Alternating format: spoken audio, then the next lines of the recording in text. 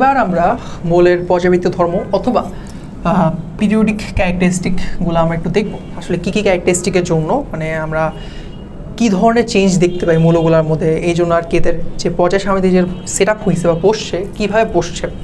যেমন কিছু ক্যারেক্টারিস্টিক তোমরা অলরেডি দেখতেছো, সে হইতেছে হলো পারমাণবিক ব্যাসার্ধ, তারপর হচ্ছে আয়নীকরণ শক্তি বা আয়নাইজেশন এনার্জি, ইলেকট্রন আসক্তি বা ইলেকট্রন অ্যাফিনিটি, মেটাল বা ধাতব ধর্ম, ঠিক আছে, তড়িৎ ঋণাত্মকতা, ইলেকট্রন নেগেটিভিটি, গণনাঙ্ক স্ফুটনাঙ্ক, মেল্টিং পয়েন্ট এবং বলিং পয়েন্ট। এই 5-6টা জিনিস আমরা একটু ভালো করে দেখব আসলে কী জন্য এইগুলো যখন মানে কাজ করে একটা মৌলের উপর, কয়েকটা মৌলের উপর, তখন আসলে কীভাবে অবস্থান করতেছে বা কী কী ক্যারেক্টারিস্টিক শো করে একটু দেখি আমরা।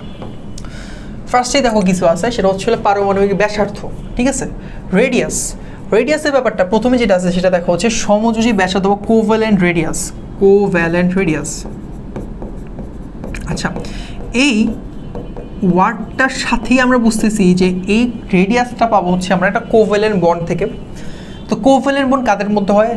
দুইটা নন মেটাল কম্পাউন্ডের মধ্যে, নন মেটাল বা অধাতব কম্পাউন্ড বা মোলের মধ্যে আমরা কী পাবো? কোভ্যালেন্ট বন্ড পাবো। ধরো এটা একটা ক্লোরিন, এটা একটা ক্লোরিন, হ্যাঁ, দুজনের মধ্যবর্তী যে, ধরো এখানে আমি একটা কালো দিয়ে বুঝাই, কালো কালার বা ইয়ে হলো, আচ্ছা কালো দিয়ে বুঝবো, ভালো দেখা যায় এইটা, ঠিক আছে। এখানে একটা আছে সেন্টার থেকে এদের যে ডিস্টেন্স, নিউক্লিয়াস থেকে, এখানে নিউক্লিয়াস অবস্থিত, এখানে ধরো যে নিউক্লিয়াস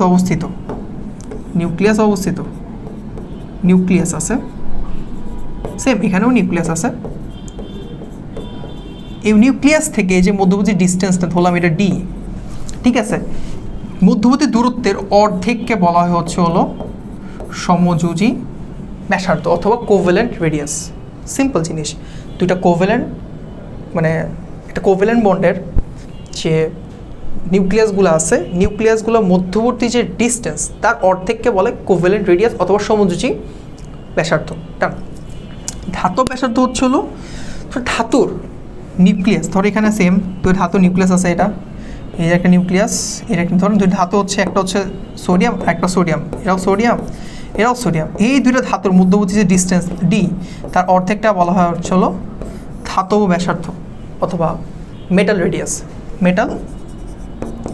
বলে। তো আমরা এই জিনিসটা ক্লিয়ার হইলাম। এগুলো আসলে খুবই ছোট সিম্পল জিনিস, যেগুলো আমরা পরীক্ষা আসলে হঠাৎ করেই ভাবি এগুলো কোত্থেকে আসছে, কীভাবে আসছে, বাট এগুলো খুবই সিম্পল জিনিস, বেসিক জিনিসপাতি। ওকে, এবার আসো পারমাণবিক ব্যাসার্ধ। খুব সহজ করে যদি বলি, তুমি এটা হলো বাম থেকে ডানে যাচ্ছ পর্যায় সারণীর, এটা হচ্ছে উপর থেকে নিচে নামতেছো। উপর থেকে নিচে নামলে কী হয়? উপর থেকে নিচে নামলে তোমার শেল বাড়ে বা কক্ষপথ বাড়া মানে হচ্ছে এদের রেডিয়াস বাড়া। ইট মিনস এদের পারমাণবিক ব্যাসার্ধ বাড়া। পারমাণবিক ব্যাসার্ধ কী হচ্ছে? উপর থেকে নিচে নামলে পারমাণবিক ব্যাসার্ধ বা রেডিয়াস ইনক্রিজ করে। যত বাম থেকে ডানে যাবা, ধরো 2 নম্বর পর্যায়ে আসো, তার মানে এটার হচ্ছে দুইটা শেল, কিন্তু এদের কোনো কিছুই বাড়তেছে না, শেল বাড়তেছে না, কিন্তু কি বাড়তেছে? ইলেকট্রন নাম্বার বাড়তেছে। ধরো ইলেকট্রন নাম্বার বাড়তেছে, কন্টিনিউয়াস ইলেকট্রন নাম্বার বাড়তেছে। এই ইলেকট্রনগুলা নিউক্লিয়াস কর্তৃক কী হয়? আকৃষ্ট হয় না। যত বেশি ইলেকট্রন বাড়বে, যত বেশি প্রোটন বাড়বে, তত বেশি সেই নিউক্লিয়াসটা ওই ইলেকট্রনগুলো নিজের দিকে আকৃষ্ট করেছে, তো শেল বাড়তেছে না, তত বেশি অ্যাট্রাক্ট ফিল করার কারণে তত বেশি সাইজটা কী হবে? সাইজ হবে কম্প্যাক্ট এবং ছোট। যত বাম থেকে জানা যাবে রেডিয়াস তত কমবে। সিম্পল, এর চেয়ে সহজ আর কিছু আছে? একদম সিম্পল। ওকে, পারমাণবিক ব্যাসার্ধ। আচ্ছা, আয়নীকরণ শক্তি বা আয়োনাইজেশন এনার্জি। অলরেডি আমি একটু ব্যাখ্যা করছি এক জায়গায় চ্যাপ্টার 4-এর ক্ষেত্রে, তারপর আরেকবার একটু বলি। What is ionisation energy? Gas স্টেটে বা গ্যাসীয় অবস্থায় একটা আইসোলেটেড কম্পাউন্ড, আইসোলেট তো বুঝি বিচ্ছিন্ন একটা পরমাণু, সব কিছু থেকে আলাদা, বিচ্ছিন্ন পরমাণু, আইসোলেটেড অ্যাটম, বিচ্ছিন্ন পরমাণু থেকে যখন তুমি একটা ইলেকট্রন বের করে আনতে যে পরিমাণ শক্তির, একটা করে ইলেকট্রন বের করা, মানে একটা ইলেকট্রন বের করে আনতে যে পরিমাণ শক্তির দরকার হয় তাকে বলা হয় তার আয়নীকরণ শক্তি অথবা আয়োনাইজেশন এনার্জি। গ্যাসিয়াস স্টেট অবস্থায় একটা আইসোলেটেড অ্যাটম অথবা বিচ্ছিন্ন পরমাণু থেকে একটা 1 মোল ইলেকট্রন বা একটা ইলেকট্রন বের করে আনতে যে পরিমাণ শক্তির প্রয়োজন হয় তাকে তার আয়নাইজেশন বা আয়নীকরণ শক্তি বলা হয়। প্রথম ইলেকট্রন বের করতে যে শক্তি লাগে তাকে বলা হয় হলো ফার্স্ট আয়নাইজেশন এনার্জি, তাকে বলে তার প্রথম আয়নীকরণ শক্তি, আয়নীকরণ শক্তি অথবা ফার্স্ট আয়নাইজেশন এনার্জি। ঠিক আছে, আর দ্বিতীয় ইলেকট্রন বের করতে যে শক্তি দরকার তাকে বলা হয় দ্বিতীয় আয়নীকরণ শক্তি। ঠিক আছে, এই হচ্ছে ব্যাপার। আয়নীকরণ শক্তি জিনিসটা বুঝছি, as simple as that. Okay, so তাহলে আয়নীকরণ শক্তির ক্ষেত্রে আচ্ছা একটু বুঝাই, এখানে একটু বুঝাই দিই, তাহলে জিনিসটা আমাদের ক্লিয়ার হবে। ধরো উপর থেকে নিচে নামা, তাহলে কি হবে? ধরো উপর থেকে নিচে নামতেছো, আর একটা হচ্ছে বাম থেকে ডানে যাবা। উপর থেকে নিচে নামলে কি হচ্ছে? তার শেল বাড়ে। তার শেল বাড়া মানে কি? শেল বাড়ে মিনস তার নিউক্লিয়াসের সাথে ইলেকট্রনের একটা যে সম্পর্ক বা অ্যাট্রাকশন সেটা কন্টিনিউয়াসলি কমতে থাকে। তার কন্টিনিউয়াসলি কমতে থাকলে কী হয়? ইলেকট্রনটা সহজে আমি ওই নিউক্লিয়াস থেকে বা ওই পরমাণু থেকে বের করে নিয়ে আসতে পারবো, বেশি একটা শক্তির প্রয়োজন হবে না। তার মানে উপর থেকে নিচে আয়োনাইজেশন এনার্জি পরিমাণ কমে যায়। যত বাম থেকে ডানে যাব, যেহেতু নিউক্লিয়াসের চারপাশে ইলেকট্রন বাড়তেছে বাট তার শেল বাড়তেছে না, মানে ওই একই কক্ষপথের মধ্যে অবস্থা করছে, মানে কি শেল মানে রেডিয়াসটা তত কমতেছে, ব্যাসার্ধ তত কমতেছে। ব্যাসার্ধ কমার কারণে তত বেশি কম্প্যাক্ট হচ্ছে শেপটা। কম্প্যাক্ট হওয়ার কারণে ইলেকট্রনটা ওইখান থেকে বের করতে আমাদের তত বেশি কষ্ট হবে। তার মানে বাম থেকে ডানে আয়নীকরণ শক্তির মান বৃদ্ধি পায় যত বাম থেকে ডানে যাব। Simple as that. ওকে, এইখানে একটা কথা মাথায় রাখতে হবে, এইটার সাথে আরেকটা ব্যাপার অ্যাড করা যায়, সেটা হলো ইলেকট্রনের বিন্যাস বা ইলেকট্রন কনফিগারেশন কীভাবে থাকে সেটাও আসলে ডিপেন্ড করে আয়নীকরণ শক্তির সাথে। আয়নীকরণ শক্তির সাথে সেটাও ডিপেন্ড করে। লাইক কোনোভাবে আমি দেখলাম যে আমার একটা আয়ন বা মৌল হাফ ফিল্ড, আয়ন অথবা মৌল হাফ ফিল্ড অথবা ফুল ফিল্ড আছে, হাফ ফিল্ড অথবা ফুল ফিল্ড আছে, তার মানে বোঝাচ্ছে এইটা ফুললি স্টেবল, এটা বেশি স্টেবিলিটি শো করে। আর বেশি স্টেবিলিটি শো করে মানে এখান থেকে আমার একটা ইলেকট্রন বের করে আনতে বেশি এনার্জি প্রয়োজন হবে, মানে ওইখানে আয়নীকরণ শক্তির মান বেশি। জাস্ট একটু মাথা রাখি, তারপর সামনে গ্রাফটা দেখলে আমি বুঝবো জিনিসটা হইতেছে কি।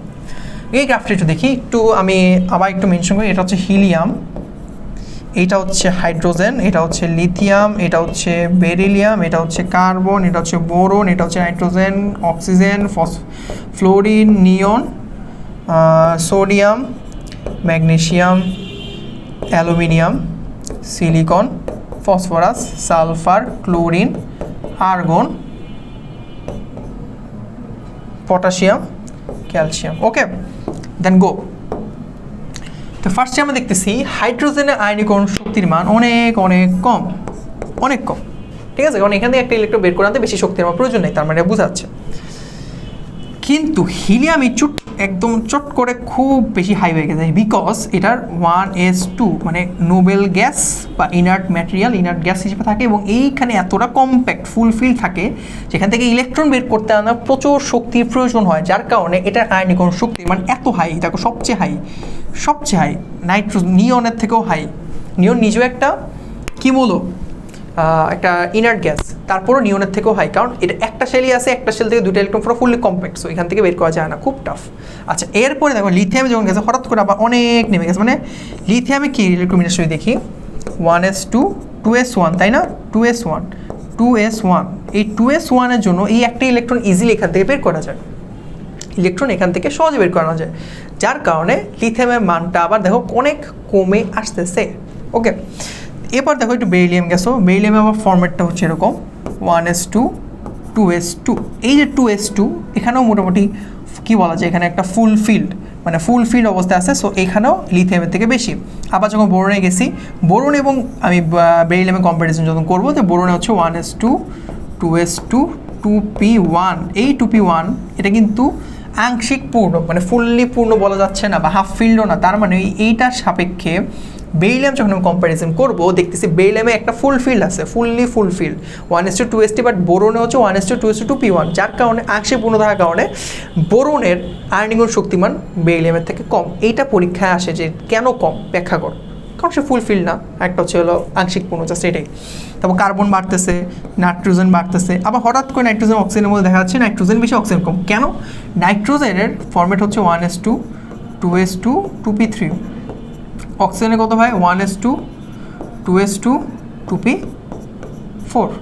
এই যে এটা কিন্তু ফুল হাফ ফিল্ড না, এটা হলো হাফ ফিল্ড, এটা হাফ ফিল্ড হওয়ার কারণে এটা বেশি স্টেবল শো করে, দ্যাটস ওয়াই নাইট্রোজেনটা বেশি। ওকে, দেন আবার দেখো ফ্লোরিন এবং নিয়ন খুব সুন্দর বাড়তেছে, কিন্তু হঠাৎ করে নিয়ন এবং সোডিয়ামের ক্ষেত্রে দেখা যাচ্ছে, কারণ এটা তো বোঝাই যাচ্ছে এটা হচ্ছে 2:2:2p6, এবার এটা শো করছে, এখানে হচ্ছে 3s1 আছে সাথে, তো 3s1তে ইলেকট্রন ইজি বের করা পসিবল। সো এই জন্য সোডিয়াম এত কম, নিয়ন এত বেশি। ম্যাগনেশিয়ামে বাড়তেছে, অ্যালুমিনিয়াম কমতেছে, কারণ একশো এটা ফুল ফিল্ড থাকে 3s2, এখানে আবার 3p1 থাকে, এটা না। সিলিকন, ফসফরাস, সিলিকা বা সালফার কমতেছে, ক্লোরিন বাড়তেছে, আর্গন বাড়তেছে, এবার পটাশিয়াম কমলো, ক্যালসিয়াম কমলো, এই হচ্ছে আমাদের ব্যাপার। সো এইটা আমরা বুঝতে পারছি আয়নীকরণ শক্তি কীভাবে বাড়ছে, কীভাবে কমতেছে।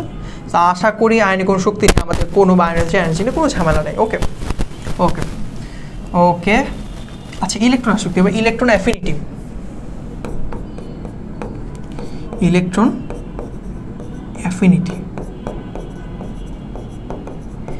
অ্যাফিনিটি হইতেছে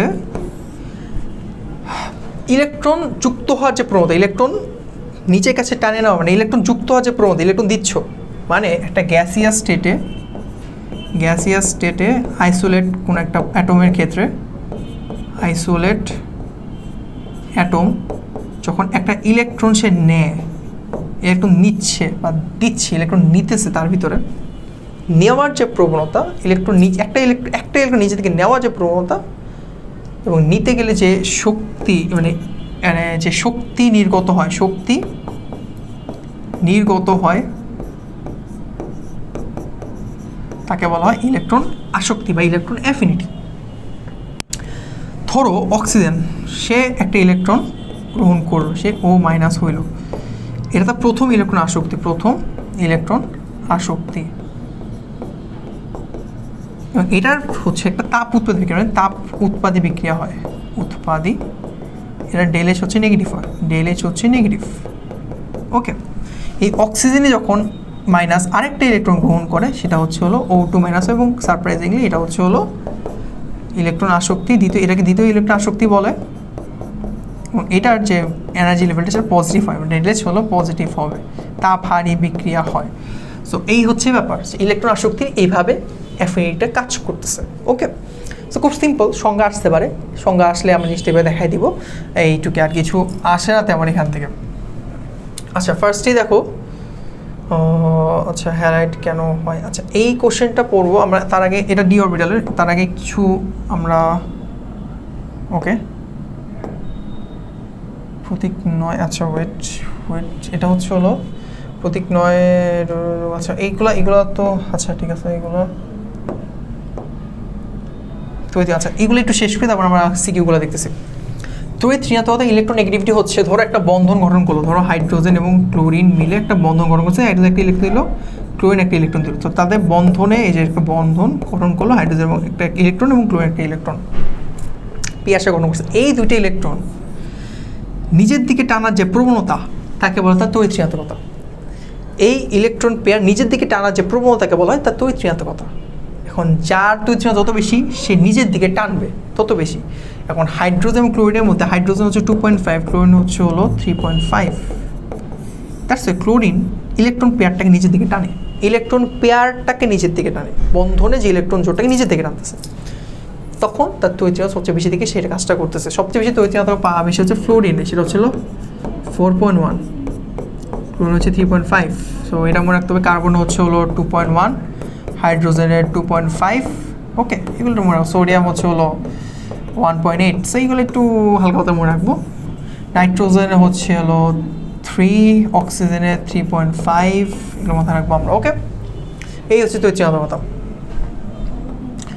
আচ্ছা, তড়িৎ ঋণাত্মকতা গ্রাফ থেকে যেখানে সুন্দর মতো আমি ভ্যালুগুলো লিখে রাখছি। লিথিয়ামে তড়িৎ ঋণাত্মকতা হচ্ছে 1, তারপর হচ্ছে হলো কী বলে এটাকে, হাইড্রোজেন হচ্ছে 2.5 হবে, এটা 2.1 আর 2.5। বেরিলিয়াম, তারপর হচ্ছে কার্বন, আচ্ছা এখানে কার্বন হচ্ছে, আচ্ছা carbon 2.5, sorry hydrogen 2.1, hydrogen 2.1, carbon 2.5, oxygen 3.5, nitrogen 3, fluorine 4.1, তারপর হচ্ছে ক্লোরিন 3। ওকে, এই হচ্ছে মোটামুটি আমাদের চার্ট থেকে বুঝতেছি হাইড্রোজেনের বেশি, তারপর লিথিয়ামে কমে যাচ্ছে, আবার সার্টেনলি বাড়তেছে, ফ্লোরিন পর্যন্ত বাড়ছে, আবার সোডিয়ামে গিয়ে কমে যাচ্ছে, আবার আস্তে আস্তে কন্টিনিউস। এখানে আসলে ওই যে হ্যালোজেনে গিয়ে মানে আবার কি বলে এটাকে, হ্যালোজেনে গিয়ে পিক নিচ্ছে, কিন্তু তার পাশে যে ইনার্ট আছে এদের তৈরি অথবা 0, ইলেকট্রোনেগেটিভিটি হচ্ছে হলো 0, এর তো 0, এটা মনে রাখবো। হ্যালোজেনের পরে যে ইনার্ট আছে তাদের তৈরি অথবা 0। ওকে, কারণ এরা আসলে কোনো ইলেকট্রন আদান প্রদান করতেছে না, নেওয়া কিছু, তাই ইলেকট্রন তৈরি অথবা 0। বাট হ্যালোজেনে গিয়ে দেখো পিক, এই যে পিক পিক পিক পিক, ঠিক আছে, এই যে হ্যালোজেনের পিক এবং একদম মেটাল গ্রুপ 1-এর ক্ষেত্রে এরা আবার একদম লোয়েস্ট, গ্রুপ 1 আছে লোয়েস্টে, গ্রাফ দেখে বুঝতে, এবং এটা কোনো ঝামেলা নাই যে lowest lowest lowest lowest lowest, আবার আস্তে আস্তে কন্টিনিউসলি বাড়তেছে, কমতেছে, বাড়তেছে, এরকম, দ্যাটস ইট। সো এই জিনিসটা বুঝলে গ্রাফটা খুব ইজি, কোনো ঝামেলা নেই। এই গ্রাফটা কেন শো করতেছি, কারণ গ্রাফটা থেকে পরীক্ষা আমাদের কোশ্চেন আসে। সো গ্রাফটা যখন আমার প্র্যাকটিস হয়ে যাবে, আশা করতেছি আমাদের আর কোনো ঝামেলা হবে না। ওকে, আচ্ছা ধাতব ধর্ম, ভাই ধাতব ধর্ম হইতেছে তোমার ধাতু গ্রুপ 1 কি মেটাল না, গ্রুপ 2 কি মেটাল না, তারপর হচ্ছে গ্রুপ 3, 4, 5, 6 মেটাল। যত আমি বাম থেকে জানে যাব, আমরা কি দেখি মেটাল থেকে নন মেটাল হইতেছে, নন মেটাল হইতেছে, তার মানে যত বাম থেকে টানে যাবা ধাতব ধর্ম তত কমবে। যত উপর থেকে নিচে নামবা, ধাতুর একটা বিশেষ ক্যারেক্টারিস্টিক হচ্ছে ইলেকট্রন রিলিজ করা বা ইলেকট্রন ছেড়ে দেওয়া প্রবণতা। যত সহজে ছাড়বে সে তত ভালো মেটাল। ওকে, তার মানে আমি বলতে পারতেছি যে আমার যত উপর থেকে নিচে নামছে তত সহজে ইলেকট্রন রিলিজ করে, তার মানে যত উপর থেকে নিচে নামবে ধাতব ধর্ম তত বাড়বে, ধর্ম তত বৃদ্ধি পাবে। এই হচ্ছে ধাতব ধর্মের ব্যাপার স্যাপার, ঠিক আছে। বাম থেকে না ধাতব মেটাল, নন মেটাল কমবে, আর ধাতব ধর্ম কমবে, নন মেটাল ধর্ম বাড়বে, ঠিক আছে, আর উপর থেকে নিচে ধাতব ধর্ম বাড়বে, ঠিক আছে। ওকে, এবার আসো গলনাঙ্ক, স্থূলঙ্ক, মেল্টিং পয়েন্ট, বয়লিং পয়েন্ট। এইটার আসলে আমাদের ক্যারেক্টারিস্টিকের মধ্যে পড়ে, তবে এখানে কিছু ঝামেলা আছে। যেমন মেল্টিং পয়েন্ট, বয়লিং পয়েন্ট অথবা গলনাঙ্ক, স্থূলঙ্কের ক্ষেত্রে পর্যায় সারণীর উপর থেকে যখন তুমি নিচে নামবা, একটা হচ্ছে বাম থেকে ডানে যাবা। ওকে,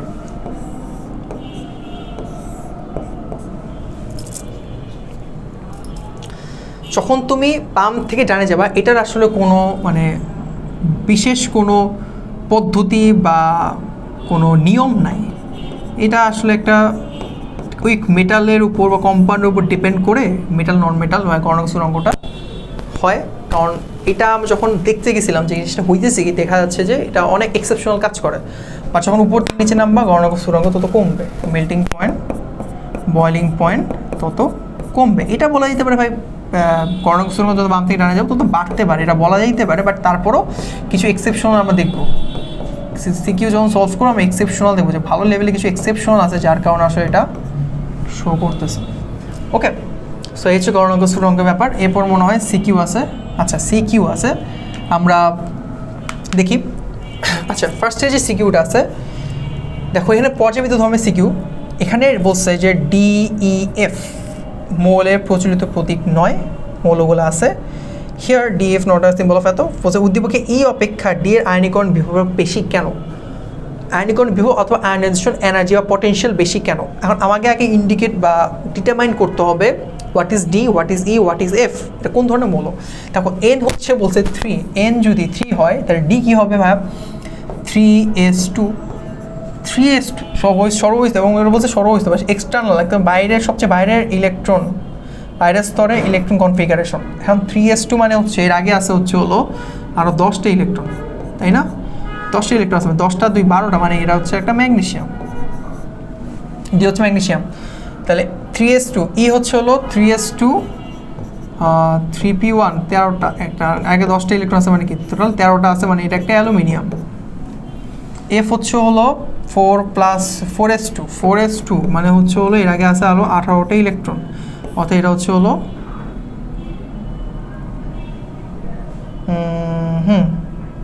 4s2 18টা ইলেকট্রন না, 4s2 মানে 3d10 আছে এখানে, 3d10 4s2। ওকে, তাহলে এখানে আরও 18টা আছে, তার মানে হচ্ছে টোটাল হচ্ছে হলো 30টা, মানে হচ্ছে জিঙ্ক এটা। তাহলে আমি বের করে ফেললাম যে ডিইএফটা কি। কোশ্চেনটা আসছে ওয়াই আচ্ছা ই এন ডি এর মধ্যে আয়নীকরণ, মানে উদ্দীপকে ই অপেক্ষা ডি এর আয়নীকরণ বিভব বেশি কেন, আয়নাইজেশন পটেনশিয়াল বেশি কেন? আচ্ছা, ই হচ্ছে হলো অ্যালুমিনিয়াম, ডি হচ্ছে এটা। এখন সেম জিনিস ইলেকট্রন কনফিগারেশন দিয়েই তো বোঝা যেতে পারে যে ইলেকট্রন কনফিগারেশন দেখা যাচ্ছে এটার শেষ কক্ষপথে 3s2 আছে এবং এটা খুবই কম্প্যাক্ট আকারে আছে, যেহেতু স্টেবল ফুললি ফিল্ড এবং স্টেবল বলা যেতে পারে, যার কারণে এইটার পটেনশিয়াল বা আয়নাইজেশন পটেনশিয়ালটা কম্পারেটিভলি বেশি। এইটা কেন? কারণ এইখানে একটা আংশিক পূর্ণ ইলেকট্রন মিনার আছে 3p1, এই 3p1 জন্য এটা এত স্টেবল না, যার কারণে এটা ইলেকট্রন মানে আয়নাইজেশন পটেনশিয়াল বা আয়নাইজেশন এনার্জিটা এত বেশি না কম্প্যারিজন টু ম্যাগনেসিয়াম। সো এই জন্যই বলতে পারি যে ম্যাগনেসিয়ামের potential greater than aluminium. Just এই যে আনস্টেবল মানে একটা ফুললি ফিল্ড না, এটা বলে দিলেই তুমি এখানে নাম্বার পেয়ে যাবা। সুন্দর করে ইলেকট্রোমিনাস দেখাবা, দেন এইভাবে বলে দিবা, তুমি ফুল নাম্বার পেয়ে যাবা। ওকে, পরে কোশ্চেন বলছে VWXYZ যথাক্রমে দ্বিতীয় পর্যায়ের মৌল এক্স এর শেষ ইলেকট্রনটি 4টি কোয়ান্টাম সংখ্যা দেওয়া আছে 2, 1, 0 এবং হলো হাফ প্লাস হাফ। তো ইলেকট্রনটি প্রথম স্পিন যদি প্লাস হাফ PY0 বিবেচনা করি, প্রত্যেকটিগুলো প্রচলিত অর্থ বহন করে না। ওকে, কোশ্চেন বলতেছে মানে আমি যে ইংলিশে যদি পড়ি রেসপেক্টিভ, আচ্ছা VWXYZ আর রেসপেক্টিভলি সেকেন্ড পিরিয়ড এলিমেন্টস, এখানে the quantum numbers of x are given like 2, 1, 0 and plus half. So এখানে PY0 ধরছে এবং হচ্ছে ফার্স্ট স্পিন নাম্বার ধরছে হচ্ছে হাফ। ওকে, কোশ্চেন হচ্ছে XYZ এর দ্বিতীয় আয়নীকরণ শক্তি এটা কি সমর্থন করে কিনা, দ্বিতীয় আয়নীকরণ শক্তি X greater than Y greater than Z সমর্থন করে কিনা, যুক্তি সহ ব্যাখ্যা করো। মানে will the second ionisation energy of XYZ support the order of XYZ, এখন এটাকে সাপোর্ট করে কিনা। সেকেন্ড আয়নাইজেশন এনার্জি বা আয়নীকরণ শক্তি বলতে বোঝায় আমার এই X2 plus greater than Y2 plus greater than Z2 plus, এটা কি কারেক্ট কিনা এটা বলছে। অ্যান্ড হোয়াট ইজ এক্স, এটা কোন মৌল? দেখো এখানে খুব সুন্দরভাবে আমার এখানে কি দেওয়া আছে 2, 1, 0 প্লাস হাফ, এটা দেওয়া আছে না। এখান থেকে আমি কী বের করতে পারি ভাই? দেখো এটা হচ্ছে N, এটা হচ্ছে L, এটা হচ্ছে M, এটা হচ্ছে S, তাই না? এখান থেকে আমি ইজিলি মোলের পুরো ক্যারেক্টারিস্টিক বা কী মোলের বলে দিতে পারবো। কেন? কারণ এটা তার সর্বশেষ ইলেকট্রনের 4টা কোয়ান্টাম সংখ্যা দিছে। তো N যদি 2 হয়, N যদি 2 হয় ভালো কথা, 2 আর L যদি P মানে এটা P, আর 0 মানে বোঝাচ্ছে P এর ম্যাগনেটিক নাম্বার 0 মানে হচ্ছে 3 নাম্বার, এইটা হচ্ছে 0, মাঝেরটা হচ্ছে 0, আর এখানে প্লাস হাফ আছে মানে কি ইলেকট্রনটা উপরের দিকে মাথা। উপরের দিকে মাথা মিনস এখানে একটা ইলেকট্রন অবশ্যই আছে, 2টা। তাহলে এখানে কি 1s2, 2s2, 2p2 এরকম না, মানে 2টা ইলেকট্রন আছে, মানে টোটাল 6টা, মানে টোটাল এটার মৌলটা হচ্ছে কার্বন। 2টা ইলেকট্রন, তার মানে এর আগে আরও তো কী আছে 2s2 আছে, 1s2 আছে না, তাই টোটাল 6টা ইলেকট্রন আছে। মানে এটা যদি কার্বন হয়, এক্স যদি হয় কার্বন, এইটা হবে হলো নাইট্রোজেন, এটা হবে হলো অক্সিজেন। তো কার্বন, নাইট্রোজেন, অক্সিজেন পেয়ে গেলাম। ওকে, কার্বন, নাইট্রোজেন, অক্সিজেন পেয়ে গেলাম। ওকে, একটু নেক্সট লাইনে যাই। Carbon, nitrogen, oxygen. As normal যদি আমি কিচ্ছু না করতাম, আমি জাস্ট বললাম যে কিচ্ছু না, এটা ফার্স্ট ইলেকট্রোমিনাস যদি দেখি, কার্বনের ইলেকট্রোমিনাস 1s2, 2s2, 2p2, নাইট্রোজেন হচ্ছে হলো 1s2, 2s2, 2p3, অক্সিজেন হচ্ছে হলো 1s2, 2s2, 2p4। এখন একটা জিনিস তো আমরা এখানে বুঝতেছি যে এইটা হাফ ফিল্ড আছে, হাফ ফিল্ড অর্ধপূর্ণ অর্ধপূর্ণ, তার মানে এটার আয়নীকরণ শক্তির মান অবশ্যই বাকিগুলোর থেকে বেশি হবে, অবশ্যই এটার থেকে বেশি হবে। তার মানে নাইট্রোজেন থেকে একটা ইলেকট্রন যদি বের করে নিয়ে আসতাম, সবচেয়ে বেশি এনার্জি আমার প্রয়োজন হবে। এরপর লাগবে হচ্ছে হলো, এরপর কার্বন লাগবে, এরপর লাগবে দেখো অক্সিজেনটা এত বেশি এবং অক্সিজেনেরটা লাগবে, এরপর লাগবে হচ্ছে হলো কার্বনেরটা। ওকে, এই হচ্ছে ব্যাপার, খুব সিম্পল। যত বাম থেকে জানা যাবো আয়নীকরণ শক্তির মান তত পারবে। তার মানে নর্মালি সবচেয়ে বেশি হওয়া হচ্ছে অক্সিজেন, মানে একদম বেসিকে অক্সিজেন, তারপর নাইট্রোজেন, তারপর কার্বন। এটাই তো হওয়া উচিত ছিল, কারণ যত বাম থেকে টানা যাবো তত আয়নীকরণ শক্তি তত বাড়বে। ওকে, কিন্তু খাপলা করছে কে? নাইট্রোজেন, কারণ এটা হাফ ফিল্ড আছে। হাফ ফিল্ড থাকার কারণে নাইট্রোজেন সবার আগে হবে প্লাসটা, তারপর অক্সিজেনের প্লাস হবে, তারপর হচ্ছে কার্বনের প্লাস হবে। ঠিক আছে, ওকে। কারণ অক্সিজেনের প্রোটন অনেক বেশি ভাই, প্রোটন 8টা, ইলেকট্রন কত? 7টা। এই 7টা প্রোটন 7টা ইলেকট্রনকে খুব ভালোভাবে স্ট্রংলি অ্যাট্রাক্ট করতেছে, যার কারণে ওইখান থেকে একটা ইলেকট্রন বের করে আনতে বেশি শক্তি, মানে 7টা 8টা ইলেকট্রন হবে, বের করে আনতে বেশি শক্তির প্রয়োজন হয়। ঠিক আছে, তো এই হচ্ছে প্রথম, এটা হলো প্রথম আয়নীকরণ শক্তির জন্য। এবার এটা দেখে দ্বিতীয় আয়নীকরণ শক্তি লিখতে হবে। দ্বিতীয় আয়নীকরণ শক্তি যদি হয়, দ্বিতীয় আয়নীকরণ শক্তি যখন হবে তখন হবে এরকম যে কার্বন 2+, নাইট্রোজেন 2+, অক্সিজেন 2+, ইরেজ করে দিই।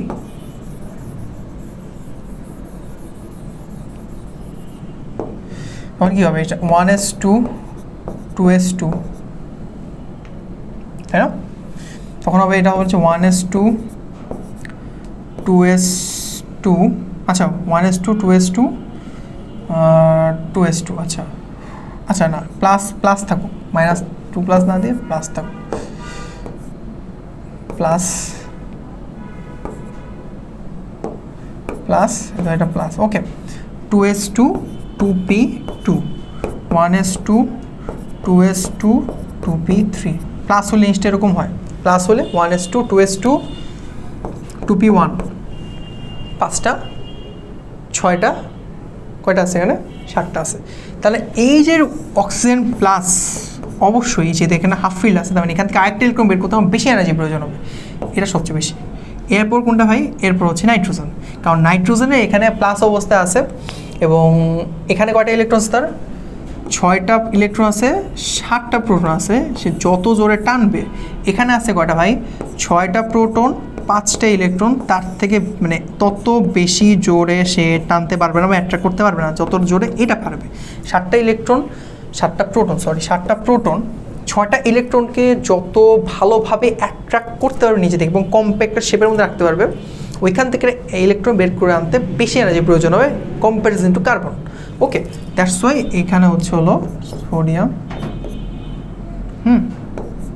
2+, কার্বন 2+, এই হচ্ছে অ্যান্সার। তাহলে এইটা হচ্ছে যদি x হয় লিখি x2+, এটা হচ্ছে হলো y2+, এটা হচ্ছে z2+। তার মানে কি আমাদের সিকোয়েন্সটা কি মিলছে? আমার সিকোয়েন্সটা যদি দেখি ভালো করে, না ভাই সিকোয়েন্স তো মিলে নেই। সিকোয়েন্স বলছে হচ্ছে এইটা সিকোয়েন্স কি মানতেছে? মিলতেছে না, উল্টাটা হচ্ছে। সো এই হচ্ছে আমরা বুঝলাম যে আচ্ছা এই সিকোয়েন্সটা মানতেছে না। সো এই হচ্ছে আমাদের এই কোশ্চেনটা অ্যান্সার। ওকে, বুঝতে পারছি সুন্দর করে আমরা। ওকে, দেন গো টু দ্য পরের কোশ্চেন, যে উদ্দীপকে একটা গ্রাফ দিছে, রেখাটির CDEF জি বিন্দুর ক্রম পরিবর্তন বিশ্লেষণ করো। বলছে ক্রম বা তোমার হচ্ছে যে সিকোয়েন্সিয়াল চেঞ্জ কী হয়েছে সেটা মানে ব্যাখ্যা করতে বলছে। এখন কিসের সিকোয়েন্সিয়াল চেঞ্জ এটা তো ভাই কোশ্চেনে বলে নেই, তাহলে কোত্থেকে বুঝবো? গ্রাফ থেকে বুঝবো। এটা হচ্ছে হলো অ্যাটমিক নাম্বার, এটা হচ্ছে হলো গড়নাঙ্ক বা মেল্টিং পয়েন্ট, এটা হচ্ছে মেল্টিং পয়েন্ট। ওকে, গড়নাঙ্ক মেল্টিং পয়েন্ট দেওয়া আছে। এখন আমি যদি দেখি এটা যদি পারমাণবিক সংখ্যা পর্যায়ে তৃতীয় পর্যায়ে বলছে, তৃতীয় পর্যায়ে মানে হচ্ছে 3 নাম্বার যে পিরিয়ড আছে সেটা। 3 নম্বর পিরিয়ড শুরুই হচ্ছে সোডিয়াম দিয়ে, ম্যাগনেসিয়াম দিয়ে, অ্যালুমিনিয়াম দিয়ে, সিলিকন দিয়ে, ফসফরাস, সালফার, ক্লোরিন, আর্গন। তার মানে আমি বুঝে গেলাম আমার সি হচ্ছে হলো অ্যালুমিনিয়াম, ডি হচ্ছে হলো সিলিকন, ই হচ্ছে ফসফরাস, এফ হচ্ছে হলো সালফার এবং জি হচ্ছে হলো ক্লোরিন। সিম্পল জিনিস। তার মানে আমার অ্যালুমিনিয়াম, তারপর হচ্ছে হলো সিলিকন, এরপর হচ্ছে ফসফরাস, সালফার, ক্লোরিন। এগুলার কেন এই ক্রমটা অ্যাকচুয়ালি এরকম হয়েছে কেন মানে অ্যালুমিনিয়াম বেশি, আবার সিলিকন সবচেয়ে বেশি, এরপর ফসফরাস কেন কম, সালফারটা একটু বেশি বাট ক্লোরিনটা আবার কম, এই ব্যাখ্যাটা লাগবে। এটা এই যে দেখো এইখানে দেখছো কি পরের সামনে তুমি বাম থেকে ডানে গেছো, খুব একটা সিকুয়েন্সিয়াল মানে নেই, দুইটা বেশি একটা কম, দুইটা একটা বেশি আবার একটা কম। এটা রিজনটা কি? এটা রিজন হচ্ছে ব্যাখ্যা। ফার্স্ট অফ অল অ্যালুমিনিয়ামের ক্ষেত্রে অ্যালুমিনিয়াম আমরা কীভাবে দেখি, অ্যালুমিনিয়ামটা কখনোই আমরা পিওর অবস্থায় পাই না, মানে পিওর অবস্থায় তুমি একটা পাও না। পাও কীভাবে? পাও হচ্ছে অ্যালুমিনিয়াম 3+ এই আকারে।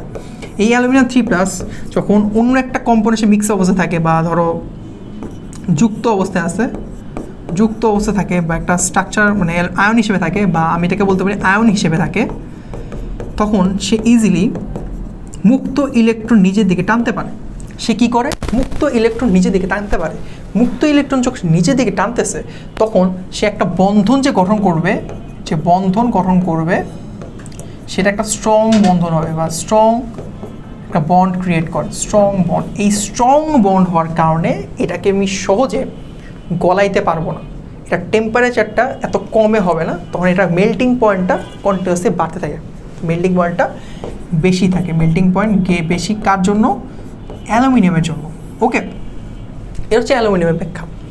যখন তুমি সিলিকনে গেলা, সিলিকন সবচেয়ে বেশি কারণ সিলিকন আসলে নর্মালি তুমি সিলিকন একটা একটা করে পাবা না, পাবা কীভাবে? পলিমার আকারে। অলরেডি বলছি পলিমার কী হয়ে থাকে? সিলিকন ডাইঅক্সাইড থাকে না, সিলিকনের সাথে একটা সিলিকন, এই যে অক্সিজেন অক্সিজেন অক্সিজেন অক্সিজেন, আবার সিলিকন, এরকম একটা স্ট্রাকচার আকারে থাকে সে, ঠিক আছে? সিলিকন পলিমার আকার থাকে। এই পলিমার আকার থাকার কারণে এটার বন্ধন অনেক স্ট্রং হয়, যার কারণে এটার মেল্টিং পয়েন্টও কম হবে না, অবশ্যই বেশি হবে, এবং সেটা অ্যালুমিনিয়ামের থেকেও বেশি হচ্ছে, যার কারণে দেখতে যাচ্ছে সিলিকনের জন্য মেল্টিং পয়েন্টটা অনেক হাই হয়ে যায়। এবার আসো ফসফরাস। ফসফরাসে কী হয়?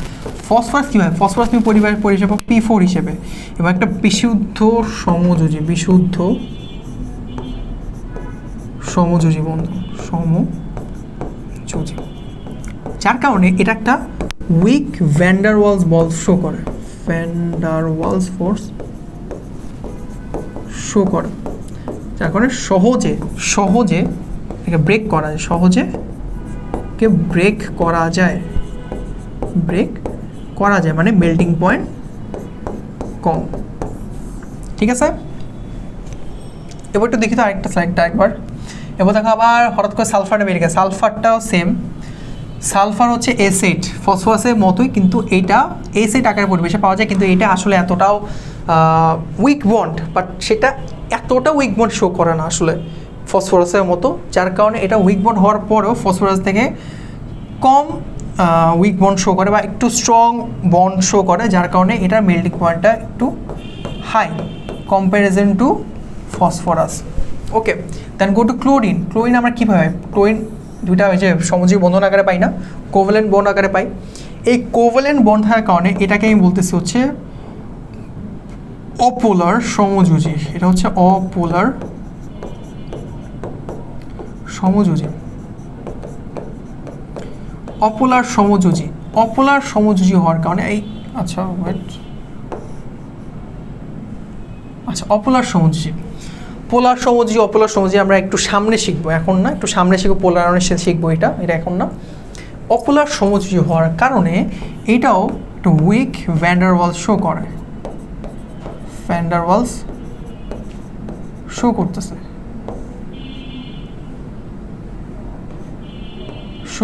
যার কারণে এটাও আমরা দেখতেছি এটা মেল্টিং পয়েন্ট বয়েলিং পয়েন্ট কম, কম।